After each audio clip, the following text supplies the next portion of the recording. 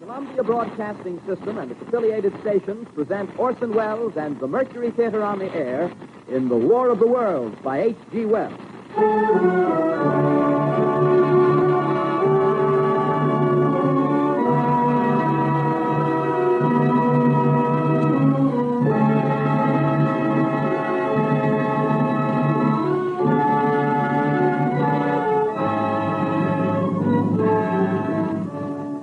Ladies and gentlemen, the director of the Mercury Theater and star of these broadcasts, Orson Welles. We know now that in the early years of the 20th century, this world was being watched closely by intelligences greater than man's, and yet as mortal as his own. We know now that as human beings busied themselves about their various concerns, they were scrutinized and studied, perhaps almost as narrowly as a man with a microscope might scrutinize the transient creatures that swarm and multiply in a drop of water. With infinite complacence, people went to and fro over the earth about their little affairs, serene in the assurance of their dominion over this small, spinning fragment of solar driftwood, which by chance or design, man has inherited out of the dark mystery of time and space. Yet across an immense ethereal gulf, minds that are to our minds as ours are to the beasts in the jungle, intellects, vast, cool, and unsympathetic, regarded this earth with envious eyes and slowly and surely drew their plans against us. In the 39th year of the 20th century came the Great Disillusionment. Near the end of October, business was better. The war scare was over. More men were back at work. Sales were picking up. On this particular evening, October 30th, the Crosley service estimated that 32 million people were listening in on radios. For the next 24 hours, not much change in temperature. A slight atmospheric disturbance of undetermined origin is reported over Nova Scotia, causing a low-pressure area to move down rather rapidly over the northeastern states, bringing a forecast of rain accompanied by winds of light gale force. Maximum temperature 66, minimum 48. This weather report comes to you from the Government Weather Bureau. We take you now to the Meridian Room in the Hotel Park Plaza in downtown New York, where you will be entertained by the music of Raymond Raquello and his orchestra.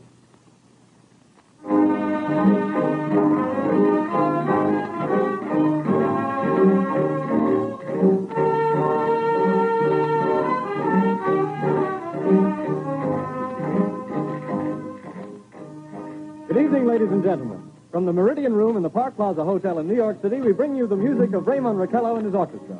With a touch of the Spanish, Raymond Raquello leads off with La Comparsita.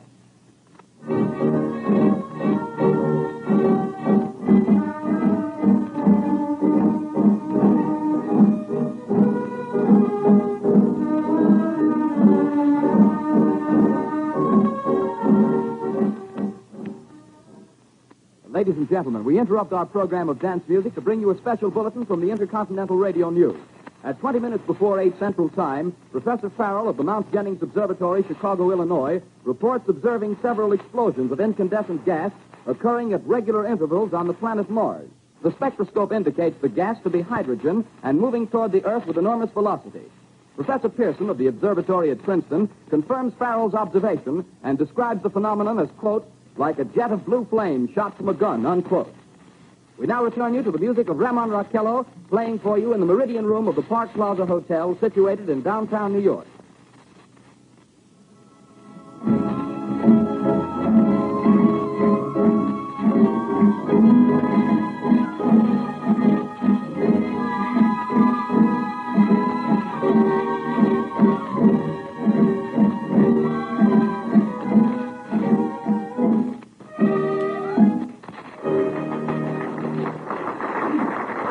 And now a tune that never loses favor, the ever-popular Stardust, Raymond Raquello and his orchestra.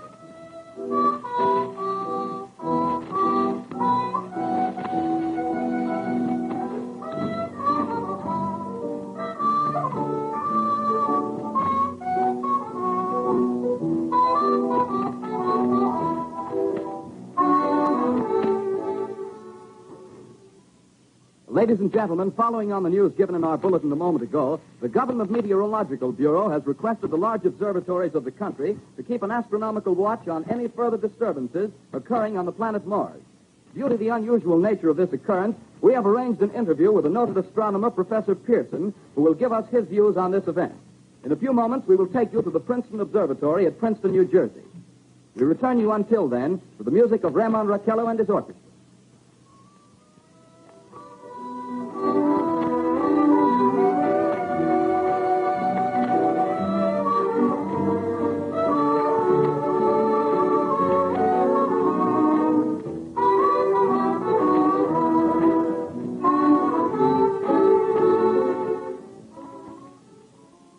We are ready now to take you to the Princeton Observatory at Princeton, where Carl Phillips, our commentator, will interview Professor Richard Pearson, famous astronomer.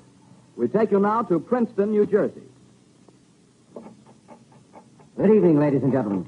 This is Carl Phillips speaking to you from the observatory at Princeton.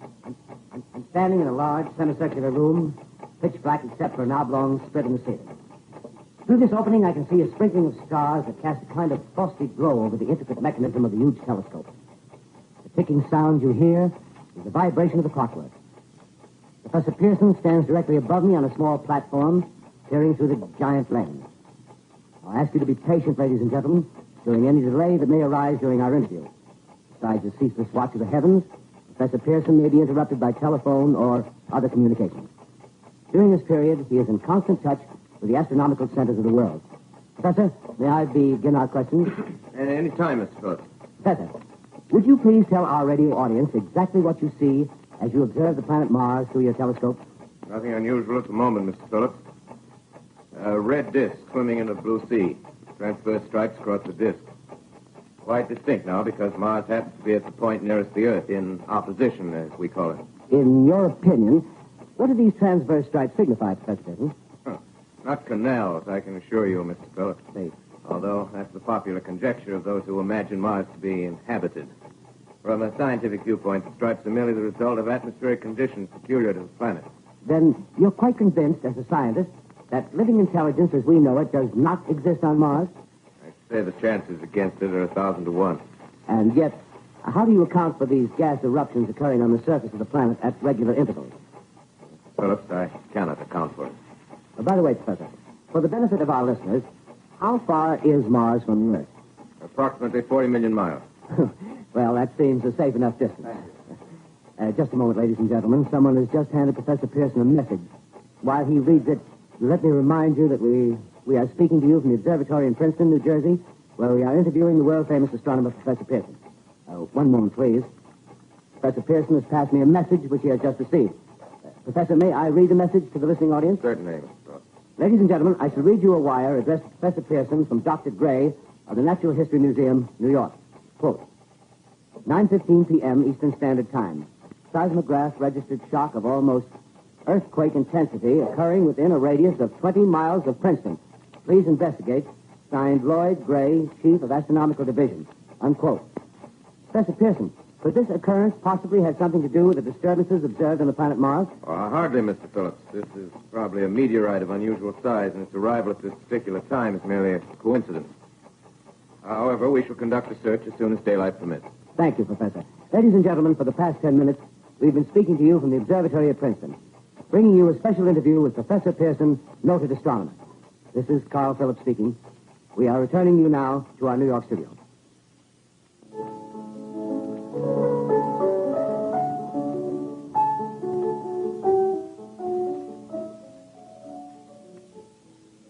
Ladies and gentlemen, here is the latest bulletin from the Intercontinental Radio News. Toronto, Canada.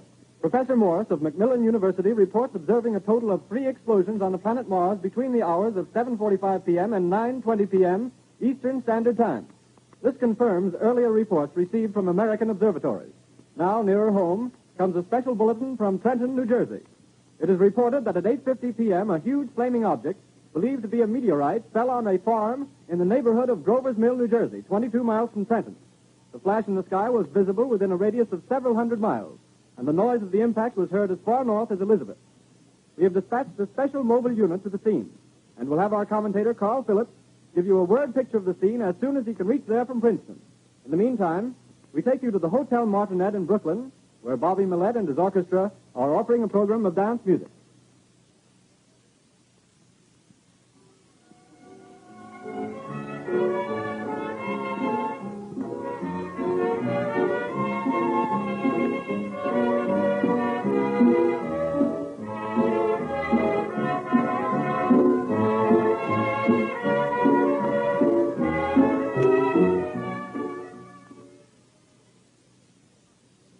We take you now to Grover's Mill, New Jersey.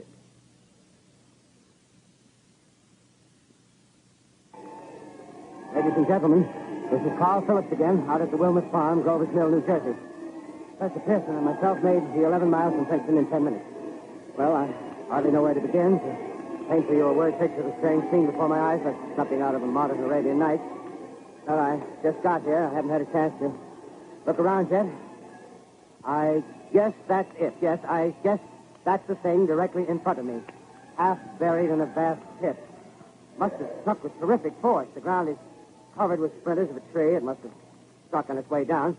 But I can see the object itself doesn't look very much like a meteor. At least not the meteors I've seen. It looks more like a huge cylinder. Has a diameter of, what would you say, Professor Pearson? What's that? What would you say, what's the diameter of this? About 30 yards. About 30 yards. The metal on the sheath is, well, I've never seen anything like it. The color is sort of yellowish white. It's curious. Spectators now are pressing close to the object in spite of the efforts of the police to keep them back. Getting in front of my line of vision. Would you mind standing one side, please? While the policemen are pushing the crowd back. Here's Mr. Wilmot, owner of the farm here. He may have some interesting facts to add. Mr. Wilmot, would you please tell the radio audience as much as you remember of this rather unusual visitor that dropped in your backyard? Step closer, please. Ladies and gentlemen, this is Mr. Wilmot. Well, I was listening to the radio. Closer and louder, please. Pardon me? Louder, please, closer. Yes. I was listening to the radio and kind of drowsing. That professor fellow was talking about Mars, so I was half dozing and half... Yes, Mr. Wilmot, and then what happened? Well, as I was saying, I was listening to the radio, kind of halfway. Yes, Mr. Wilmot, and then you saw something. Well, not first off. I heard something. And what did you hear? A hissing sound like this. Kind of like a 4th of July rocket. Yes, then what? I turned my head out the window and would have sworn I was asleep and dreaming. Yes? I seen a kind of greenish streak and then zingo. Something smacked the ground, knocked me clear out of my chair. Well, were you frightened, Mr. Wilmot? Well, I ain't quite sure. I reckon I was kind of riled. Well, thank you, Mr. Wilmot. Thank you very much. Yeah, you want me to tell No, that's some quite more? all right. That's plenty. Ladies and gentlemen, you've just heard Mr. Wilmot, owner of the farm where this thing has fallen. I wish I could convey the atmosphere, the background of this fantastic scene. Hundreds of cars are parked in a field in back of us, and the police are trying to rope off the roadway leading into the farm, but it's no use. They're breaking right through. The car's headlights throw an enormous spotlight on the pit where the object's half buried. Now, some of the more daring souls now are venturing near the edge. Their silhouettes stand out against the metal sheen. One man wants to touch the thing. He's having an argument with the policeman. Now, the policeman wins. Now, ladies and gentlemen, there's something I haven't mentioned in all this excitement, but it's becoming more distinct. Perhaps you've caught it already on your radio. Listen, please. Do you hear it? It's a curious humming sound that seems to come from inside the object. I'll move the microphone nearer. Here.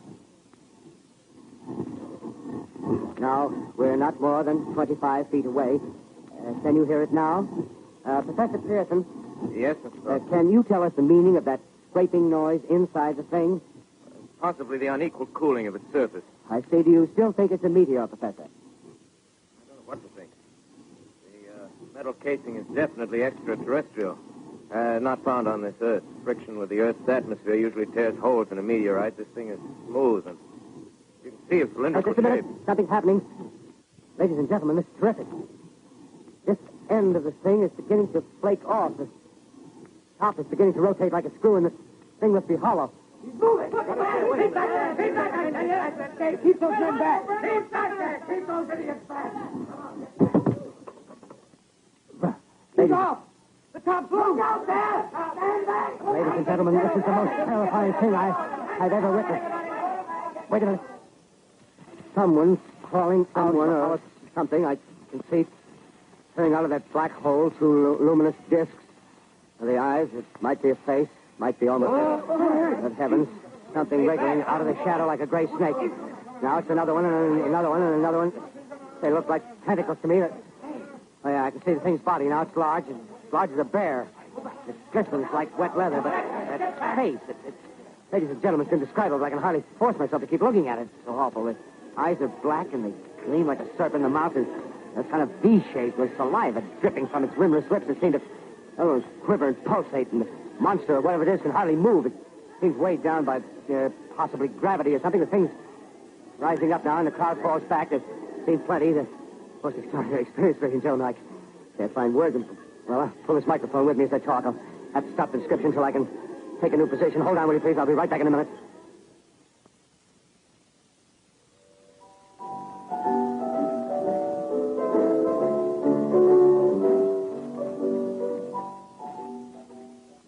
We are bringing you an eyewitness account of what's happening on the Wilmuth Farm, Grover's Mill, New Jersey.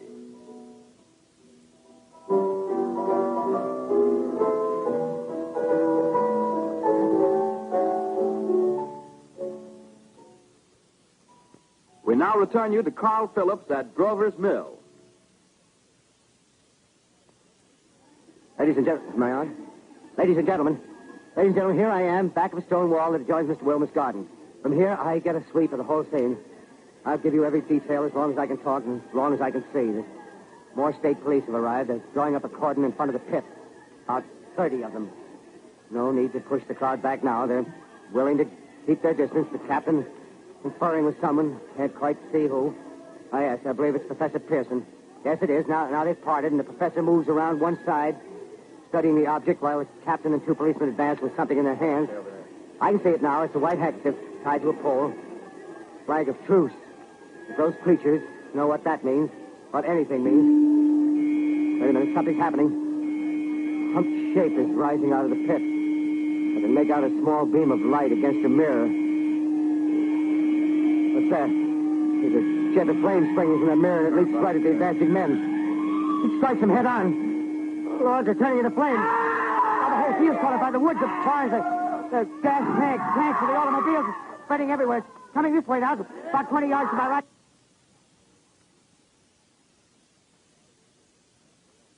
Ladies and gentlemen, due to circumstances beyond our control, we are unable to continue the broadcast from Grover's Mill.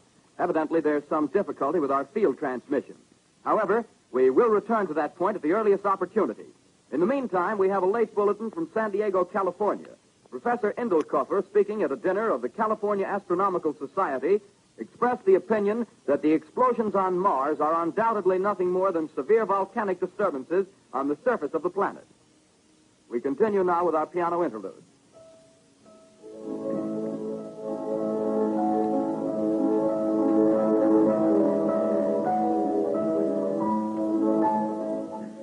Ladies and gentlemen, I've just been handed a message that came in from Grover's Mill by telephone. Just one moment, please. At least 40 people, including 6 state troopers, lie dead in a field east of the village of Grover's Mill.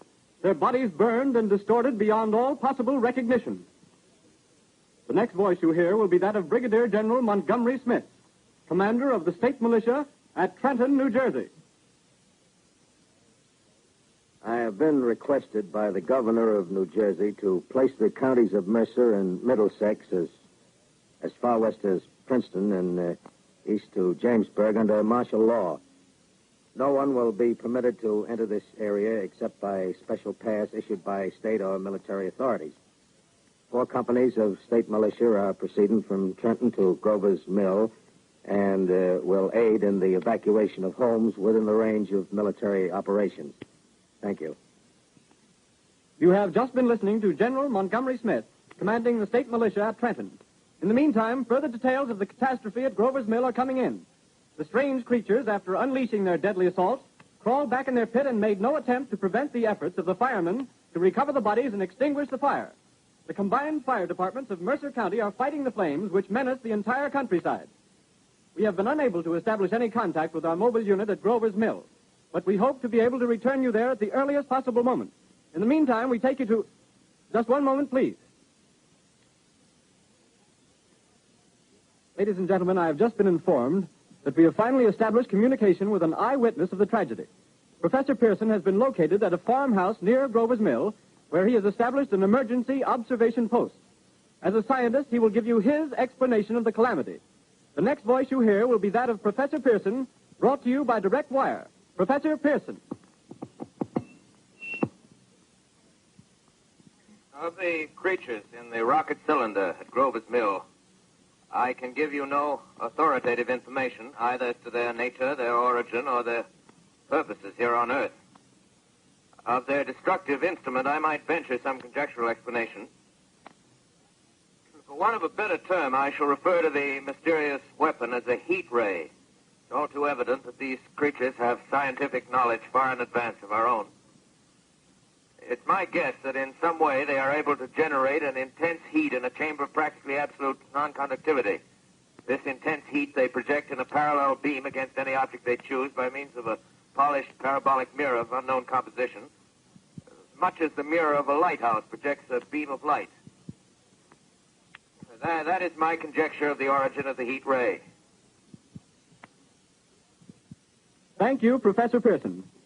Ladies and gentlemen, here is a bulletin from Trenton. It is a brief statement informing us that the charred body of Carl Phillips has been identified in a Trenton hospital. Now, here's another bulletin from Washington, D.C. The Office of the Director of the National Red Cross reports 10 units of Red Cross emergency workers have been assigned to the headquarters of the state militia, stationed outside of Grover's Mill, New Jersey. Here's a bulletin from State Police, Princeton Junction. The fires at Grover's Mill and vicinity are now under control. Scouts report all quiet in the pit, and there is no sign of life appearing from the mouth of the cylinder. Now, ladies and gentlemen, we have a special statement from Mr. Harry McDonald, Vice President in charge of operations. We have received a request from the state militia of Trenton to place at their disposal our entire broadcasting facilities. In view of the gravity of the situation, and believing that radio has a responsibility to serve in the public interest at all times, we are turning over our facilities to the state militia at Trenton. We take you now to the field headquarters of the state militia near Grover's Mill, New Jersey. This is Captain Lansing of the Signal Corps, attached to the state militia, now engaged in military operations in the vicinity of Grover's Mill. Situation arising from the reported presence of certain individuals of unidentified nature is now under complete control. The cylindrical object, which lies in a pit directly below our position, surrounded on all sides by 8 battalions of infantry, without heavy field pieces, but adequately armed with rifles and machine guns. All cause for alarm, if such cause ever existed, is now entirely unjustified. Things, whatever they are, do not even venture to poke their heads above the pit. I can see their hiding place plainly in the glare of the searchlights here. With all their reported resources, these creatures can scarcely stand up against heavy machine gun fire.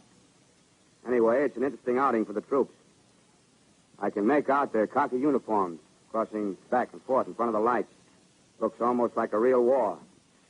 There appears to be some slight smoke in the woods bordering the Millstone River. Probably fire started by campers.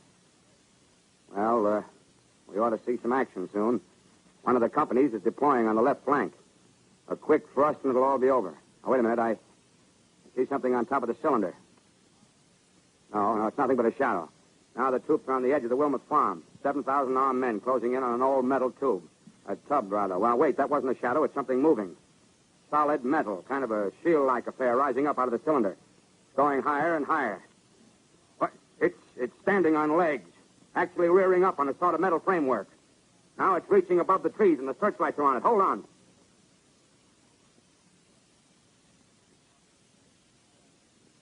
Ladies and gentlemen, I have a grave announcement to make. Incredible as it may seem, both the observations of science and the evidence of our eyes lead to the inescapable assumption that those strange beings who landed in the Jersey farmlands tonight are the vanguard of an invading army from the planet Mars. The battle which took place tonight at Grover Mills has ended in one of the most startling defeats ever suffered by an army in modern times. 7,000 men armed with rifles and machine guns pitted against a single fighting machine of the invaders from Mars. 120 known survivors. The rest strewn over the battle area from Grover's Mill to Plainsboro, crushed and trampled to death under the metal feet of the monster, or burned to cinders by its heat ray. The monster is now in control of the middle section of New Jersey and has effectively cut the state through its center. Communication lines are down from Pennsylvania to the Atlantic Ocean. Railroad tracks are torn and service from New York to Philadelphia discontinued, except routing some of the trains through Allerton and Phoenixville. Highways to the north, south, and west are clogged with frantic human traffic. Police and army reserves are unable to control the mad flight. By morning, the fugitives will have swelled Philadelphia, Camden, and Trenton. It is estimated to twice their normal population. Martial law prevails throughout New Jersey and eastern Pennsylvania. At this time, we take you to Washington for a special broadcast on the national emergency. The Secretary of the Interior. Citizens of the nation, I shall not try to conceal the gravity of the situation that confronts the country, nor the concern of your government in protecting the lives and property of its people. However, I wish to impress upon you, private citizens and public officials, all of you, the urgent need of calm and resourceful action. Fortunately, this formidable enemy is still confined to a comparatively small area, and we may place our faith in the military forces to keep them there. In the meantime, placing our faith in God, we must continue the performance of our duties, each and every one of us, so that we may confront this destructive adversary with a nation united, courageous, and consecrated to the preservation of human supremacy on this earth. I thank you. You have just heard the Secretary of the Interior speaking from Washington. Bulletins too numerous to read are piling up in the studio here. We're informed that the central portion of New Jersey is blacked out from radio communication due to the effect of the heat ray upon power lines and electrical equipment. Here's a special bulletin in New York. Cables have been received from English, French, and German scientific bodies offering assistance. Astronomers report continued gas outbursts at regular intervals on the planet Mars. The majority voiced the opinion that the enemy will be reinforced by additional rocket machines. There have been several attempts made to locate Professor Pearson of Princeton, who has observed Martians at close range. It is feared he was lost in the recent battle. Langham Field, Virginia. Scouting planes report 3 Martian machines visible above treetops, moving north toward Somerville with population fleeing ahead of them. The heat ray is not in use, although advancing at express train speed, invaders pick their way carefully. They seem to be making a conscious effort to avoid destruction of cities and countryside. However, they stop to uproot power lines, bridges, and railroad tracks. Their apparent objective is to crush resistance, paralyze communication, and disorganize human society. Here is a bulletin from Basking Ridge, New Jersey. Coon hunters have stumbled on a second cylinder similar to the first, embedded in the great swamp 20 miles south of Morristown. Army field pieces are proceeding from Newark to blow up the second invading unit before the cylinder can be opened and the fighting machine rigged. They are taking up a position in the foothills of Watchung Mountain. Another bulletin from Langham Field, Virginia. Scouting planes report enemy machines, now 3 in number, increasing speed northward, kicking over houses and trees in their evident haste to form a conjunction with their allies south of Morristown. Machines also sighted by telephone operator east of Middlesex within 10 miles of Plainfield. Here's a bulletin from Winston-Field, Long Island. A fleet of Army bombers carrying heavy explosives flying north in pursuit of enemy. Scouting planes act as guides. They keep the speeding enemy in sight. Just a moment, please, ladies and gentlemen. We've run special wires to the artillery line in adjacent villages to give you direct reports from the zone of the advancing enemy. First, we take you to the battery of the 22nd Field Artillery, located in the Watchung Mountains. Range 32 meters. 32 meters. Section 39 degrees. 39 degrees. Fire. 140 yards to the right, sir. Ship range 31 meters. 31 meters. Projection 37 degrees. 37 degrees. Fire. Hit, sir. Got the tripod of one of them. They're stopped. The others are trying to repair it. Quick, get the range. Ship 30 meters. 30 meters. Projection 27 degrees. 27 degrees. Fire.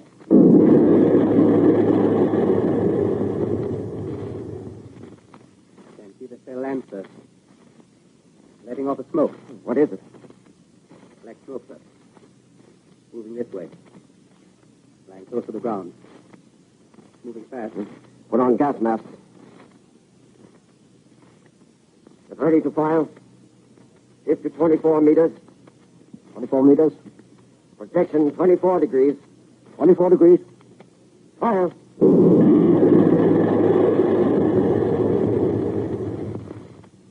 Can't see, sir.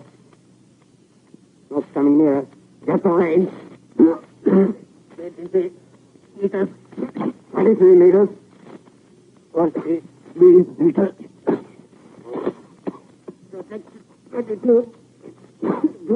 22. Please.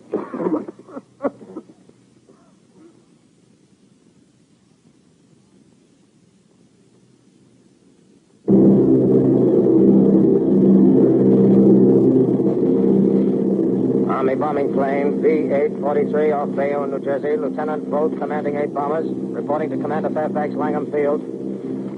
This is Boat reporting to Commander Fairfax, Langham Field. Enemy tripod machines now in sight. Reinforced by 3 machines from the Morristown cylinder. 6 altogether. 1 machine partially crippled. Believed hit by shell from Army gun in Watchung Mountains. Guns now appear silent. A heavy black fog hanging close to the earth of extreme density, nature unknown. No sign of heat ray. Enemy now turns east, crossing Passaic River into the Jersey marshes. Another straddles the Pulaski Skyway. Evident objective is New York City. They're pushing down a high-tension power station. Machines are close together now, and we're ready to attack. Planes circling, ready to strike. 1,000 yards, and we'll be over the first.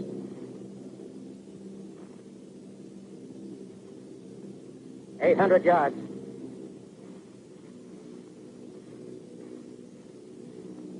$600.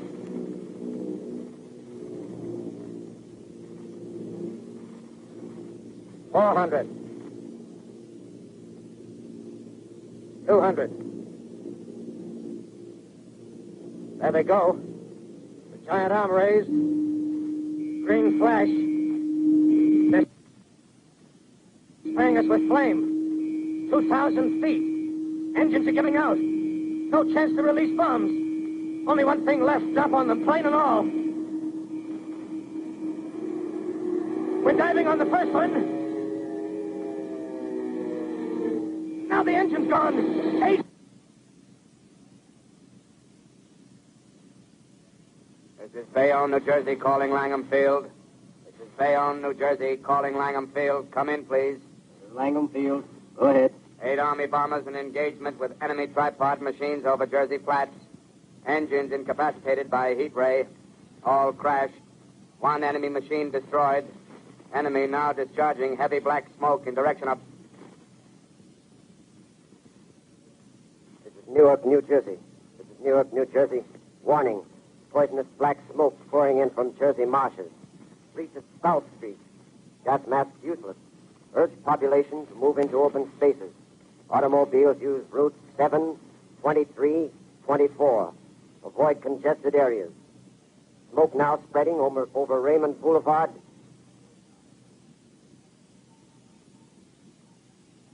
X2L calling CQ, 2X2L calling CQ, 2X2L calling 8X3R. Come in, please. This is 8X3R coming back at 2X2L. How's reception? How's reception? K, please. Where are you, 8X3R? What's the matter? Where are you?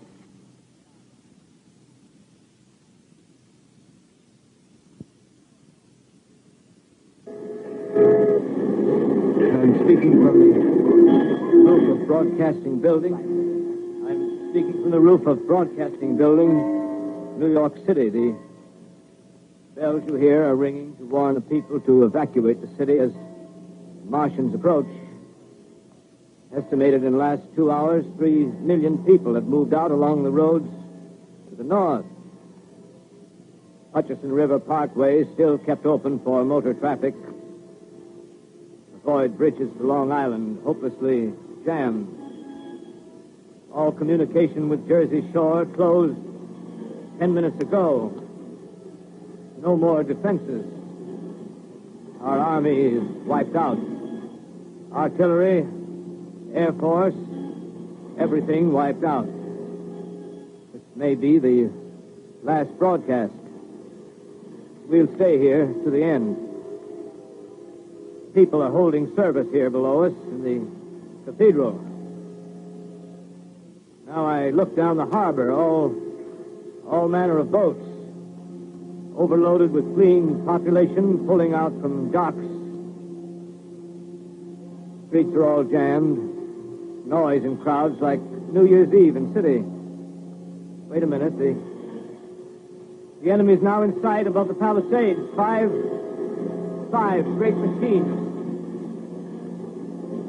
First one is crossing the river. I can see it from here, wading the Hudson like a man wading through a brook. A bulletin is handed me. Martian cylinders are falling all over the country. One outside of Buffalo, one in Chicago, St. Louis. Seem to be timed in space. Now the first machine reaches the shore. He stands watching, looking over the city. Steel Cowley's head is even with the skyscrapers.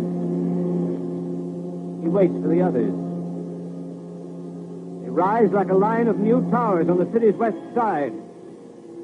Now they're lifting their metal hands. This is the end now. Smoke comes out, black smoke drifting over the city. People in the streets see it now. They're running toward the East River, thousands of them, dropping in like rats. Now the smoke's spreading faster. It's reached Times Square. People are trying to run away from it, but it's no use. They're falling like flies. Now the smoke's crossing 6th Avenue. 5th Avenue. 100 yards away. It's 50 feet.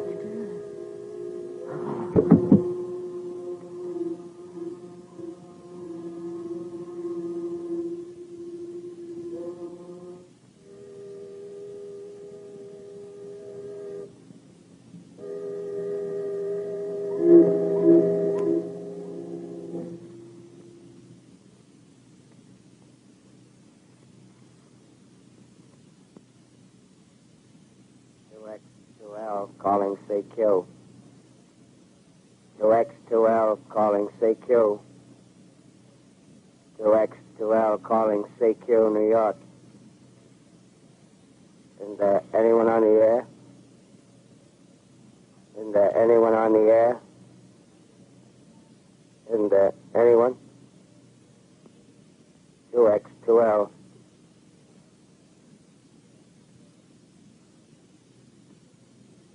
You are listening to a CBS presentation of Orson Welles and the Mercury Theater on the Air in an original dramatization of The War of the Worlds by H.G. Wells. The performance will continue after a brief intermission. This is the Columbia Broadcasting System. The War of the Worlds by H.G. Wells, starring Orson Welles and the Mercury Theater on the Air.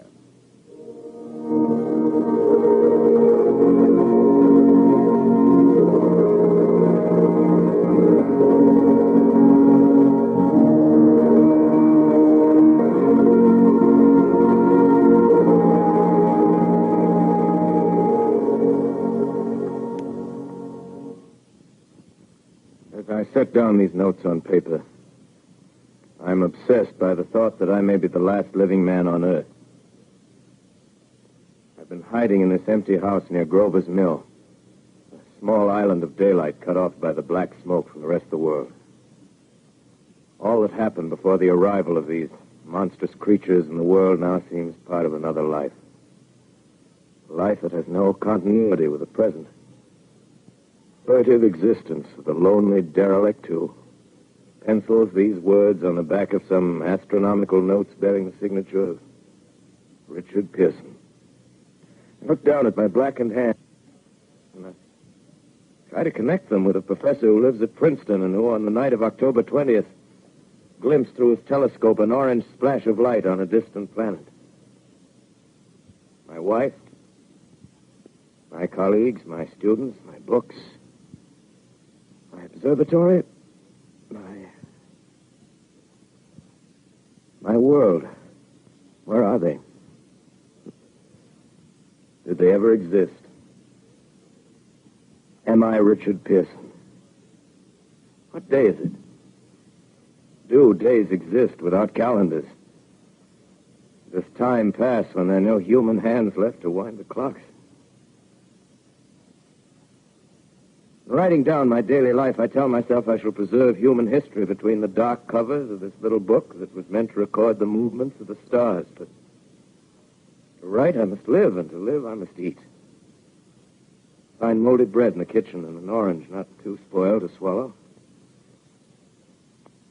Keep watch at the window.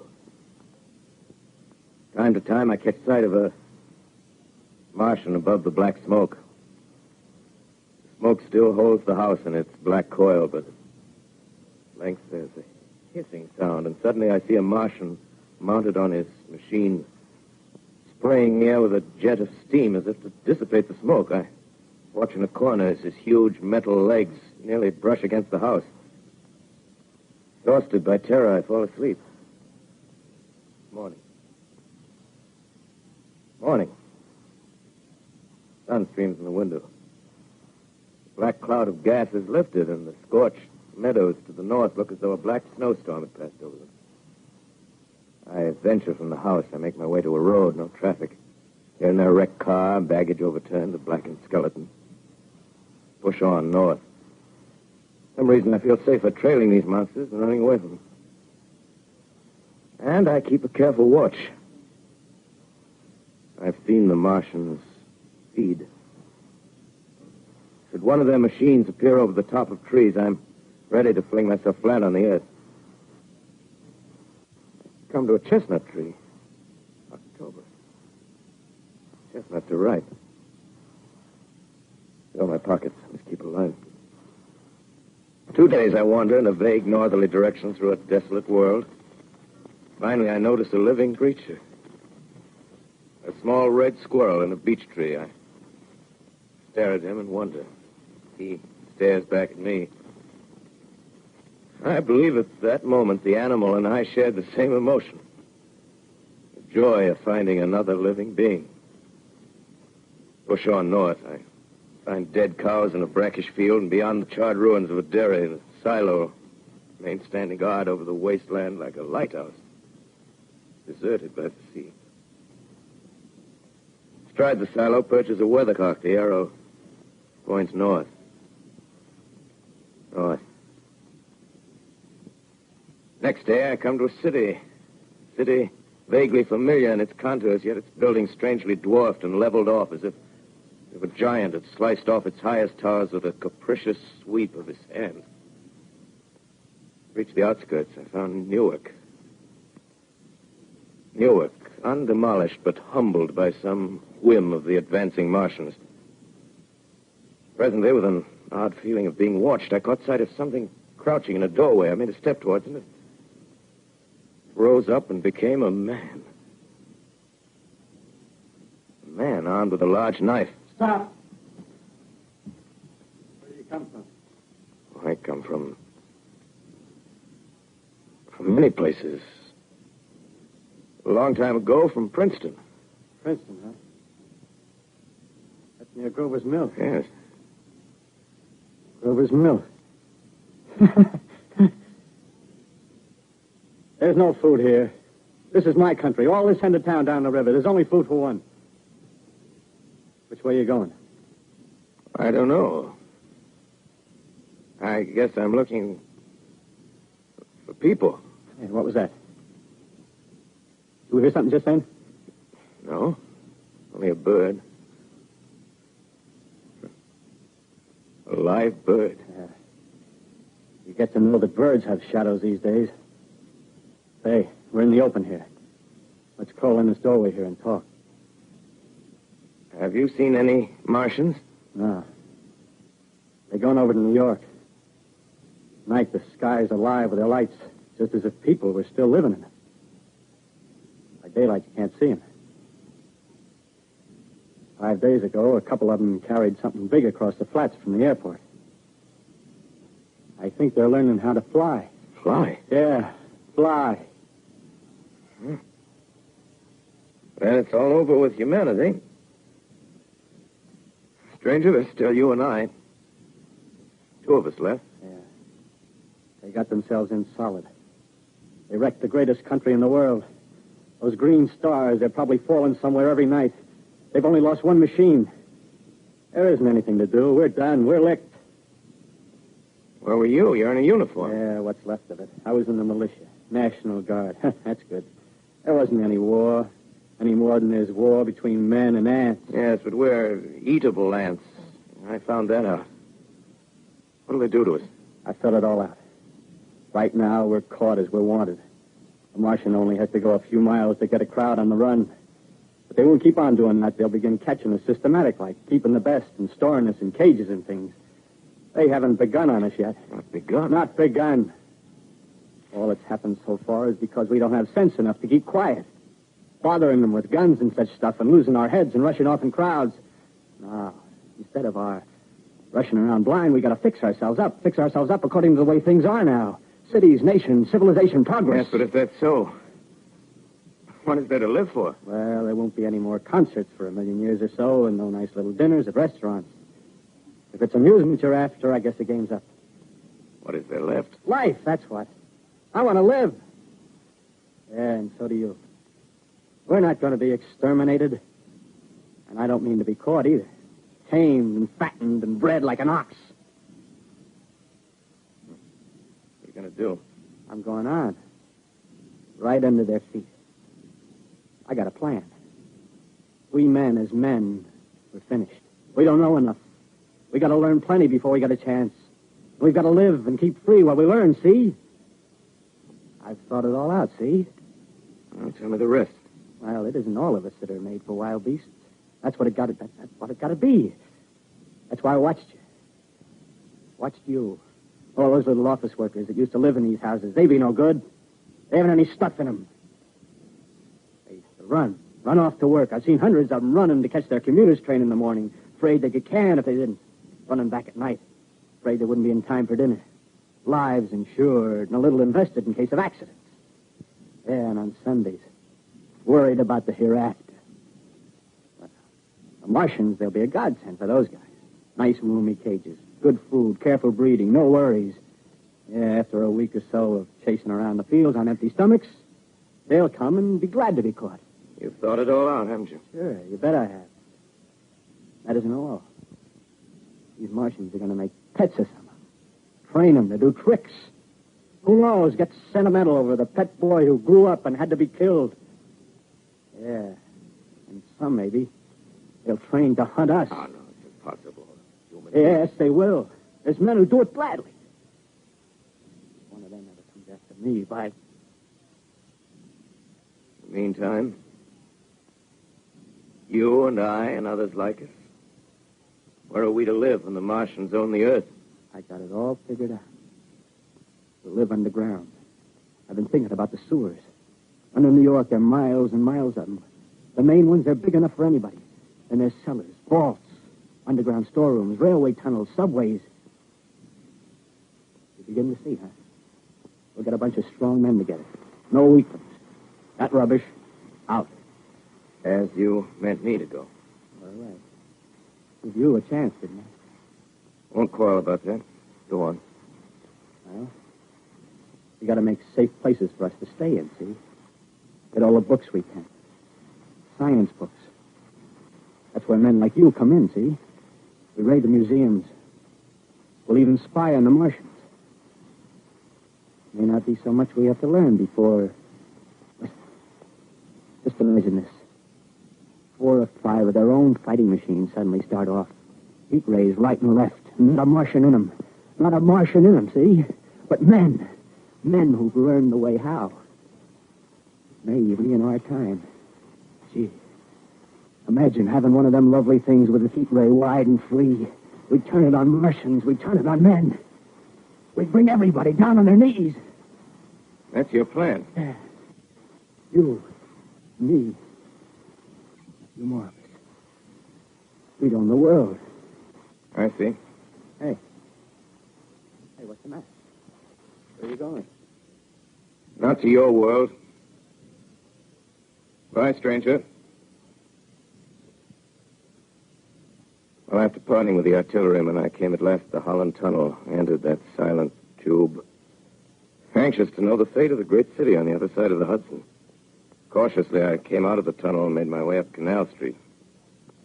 Reached 14th Street, and there again were black powder and several bodies and an evil, ominous smell from the gratings of the cellars of some of the houses. I wandered up through the 30s and 40s, stood alone on Times Square.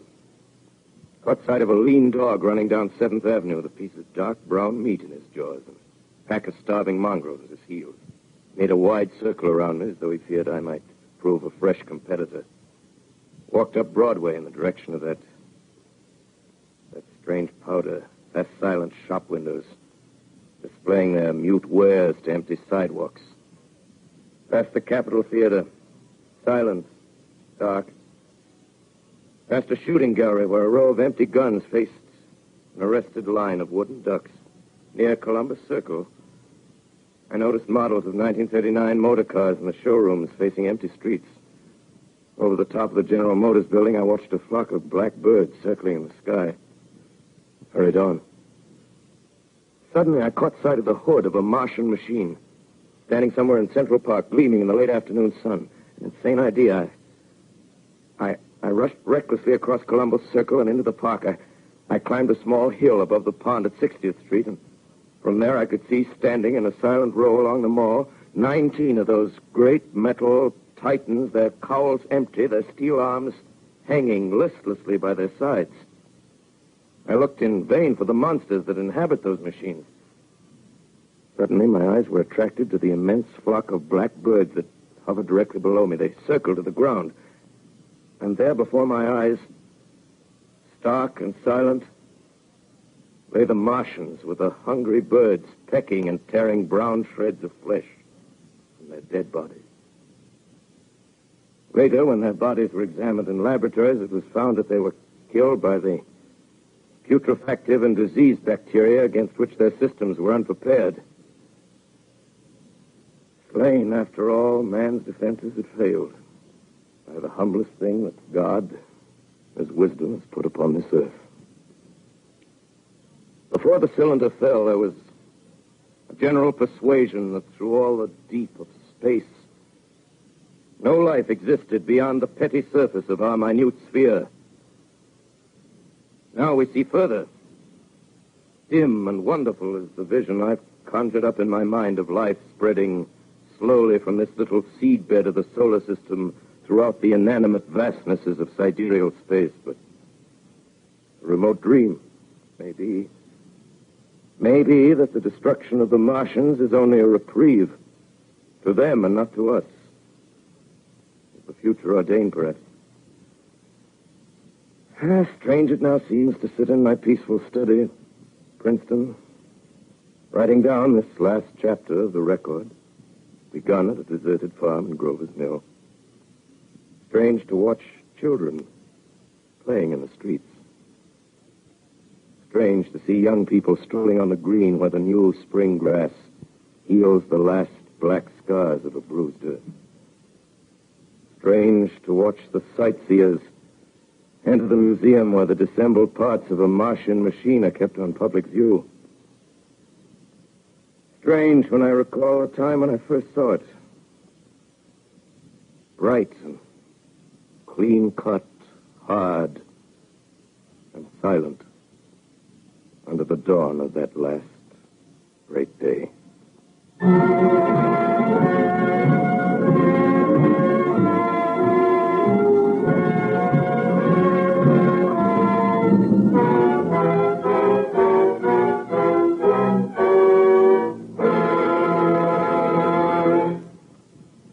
This is Orson Welles, ladies and gentlemen.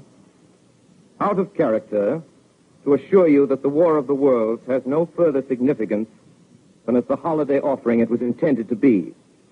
The Mercury Theater's own radio version of dressing up in a sheet and jumping out of a bush and saying boo. Starting now, we couldn't soap all your windows and steal all your garden gates. By tomorrow night, so we did the best next thing. We annihilated the world before your very ears and utterly destroyed the CBS. You will be relieved, I hope, to learn that we didn't mean it, and that both institutions are still open for business. So goodbye, everybody, and remember, please, for the next day or so, the terrible lesson you learned tonight. That grinning, glowing, globular invader of your living room is an inhabitant of the pumpkin patch, and if your doorbell rings and nobody's there, that was no Martian. It's Halloween.